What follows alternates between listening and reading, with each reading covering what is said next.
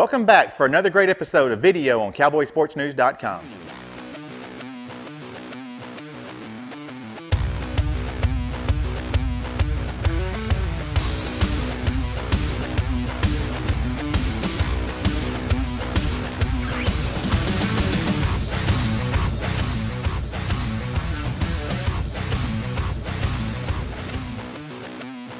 It's hot as heck outside.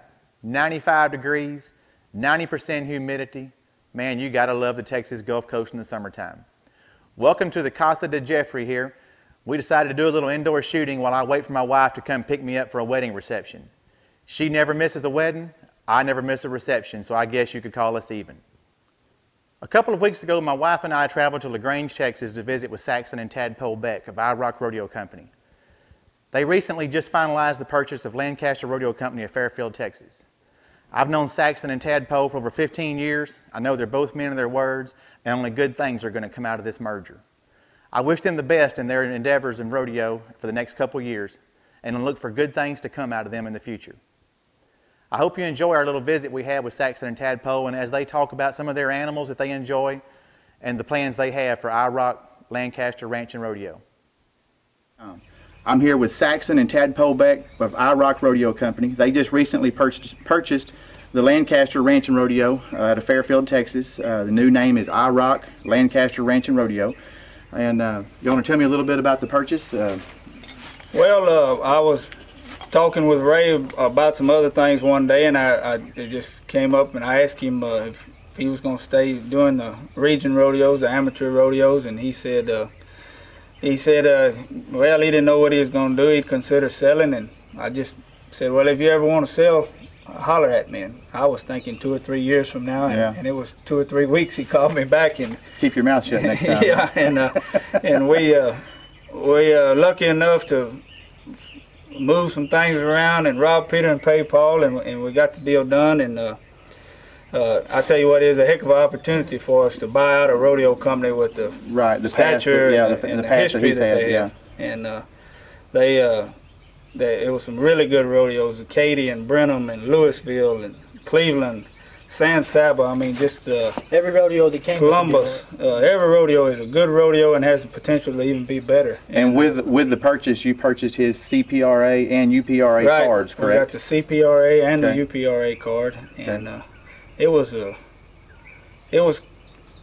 heck of an opportunity for us. I mean, it sounds like a good opportunity to get a young company's foot in the door to take off and go ahead and do what you need to do. And well, last year we had 4 rodeos, with the IROC Rodeo Company. We had 4 rodeos of our own, and then Daddy doing this deal and purchasing Lancaster Rodeo. Well, now that gives us, this year we have 10 rodeos on our schedule, and then as well as 4 bull ridings. Well, that made us, it's no telling how long it would have taken us to get that many rodeos put together. And fills the gaps in and pays the feed bill. And heck, it'd be a long time down the road before we'd be able to put that many rodeos together. And now we went from being just a little company, and now we're a major player, in these amateur rodeo associations right now. With the purchase, I'm assuming you got some pretty good bulls and horses out of the deal. We've already seen a couple of them, and you want to.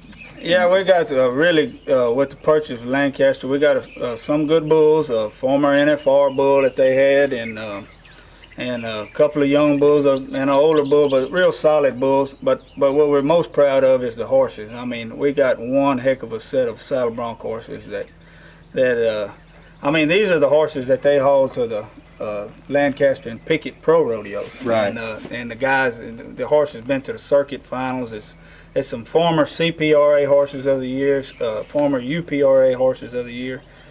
Just really good set of horses that we're really proud of. I mean, there's CPRA with the added money, $8,500 base money added to the finals this year, and the UPRA, I'm not exactly sure what their base added money is. In the ballpark, but it's right up around there. I mean, these are not little rinky-dink rodeos anymore. I mean, these rodeos are moving on up, I guess what you'd say. And well, y'all were able to kind of kick off the year with the Katy membership rodeo, CPRA. Right. I know the deal wasn't finalized all the way, but it kind of was, and we got everything. That gave us some publicity to start the year off. Right. Like you said. Yeah.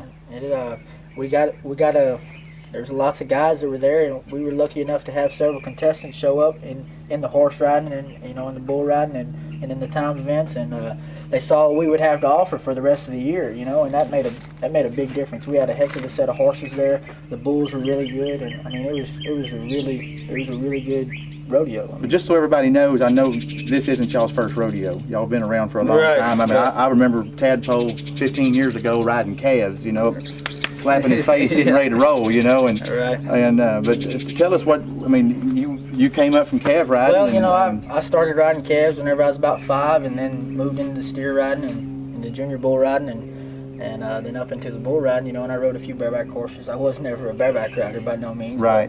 I got on some, and going to all those youth rodeos and stuff, it was nothing for me to be entered in 3 or 4 rodeos every weekend whenever I was 10 years old, Yeah. And there's lots of guys that go up and down the road, go to pro rodeos that, that don't go to that many. But I was able to meet a lot of people and made a lot of friends along the way and learned a lot, and me learning all that and meeting those new faces, well, heck, that helps us out right now because I can relate to the guys. I hadn't been on a bull in 2 years. I had several concussions there in a row that just, it just kind of was time for me to quit, right. And then we started buying some more bulls and horses, and then we started this deal, and well, heck, I still got all my friends that I travel with, and I traveled with some of the best guys that rode bulls in Texas, and I knew all the, pretty much all the horse riders then too, and yeah, I know you and Douglas Duncan. Yeah, me and Douglas we're big friends, and he's even though he didn't show up for Tad's wedding. Yeah, well, but he's the gold buckle comes first, in the quest for the gold buckle. But I met people like Douglas. Me and Douglas were good friends, and heck, there's lots of those guys that are, that are big name guys now that me and them are,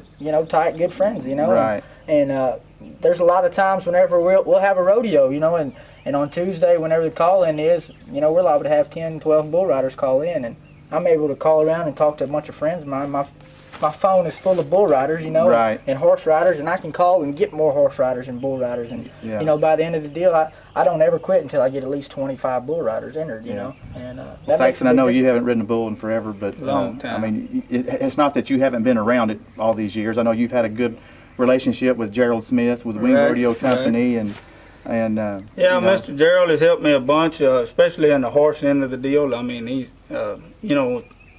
I just can't think of. I mean, there's some good people, a lot of good people in the rodeo business, but he's at the top of my list, and he's recently inducted into the Hall of Fame. I think he's been putting on rodeos over 50 years now, and he competed before then. And just a heck of a nice guy, and his grandson Peyton helps him a bunch, and him and Tad are about the same age, and so we just kind of hit it off good, extra good in the last few years with him. We've been doing some things with Gerald's bull sales over for 20 years, I guess. I've been dealing with him on the bull sales, and I know you are friends with Lane Foltine in El Campo, and I'm sure he's helped you out a bunch. Lane's helped us a bunch. Heck yeah, and when we can get him, he still comes and works as an arena director, or maybe just help us bring some stock, and we try to help him some too. Right. That's another, Lane and his boys and his wife, that's some more people we basically met through youth rodeo. Right. I mean, and then my dad making the sale down there in El Campo whenever he used to buy cattle. But like Clayton and Justin, they're good friends of mine and my dad, and they come and, a lot of times they'll come help us too, Right. And tell me where you got the name IROC. I've always wondered what that came from. We didn't want to publicize it at first when we first started, because we didn't want to think somebody that we were. It stands for In Remembrance of Crabtree. Greg Crabtree was a great bullfighter. Got killed in a bulldozer accident that. He started working for me back in old Bullfrog production I remember days. When it was Bullfrog, it was Rooster and Bullfrog originally. Right. It was Bullfrog Productions and the youth rodeos. Y'all ran ads with us. That was 15 years ago, and I remember Crabtree back then. When he was fighting bulls and went on to be one of the best PBR bullfighters at the time. He was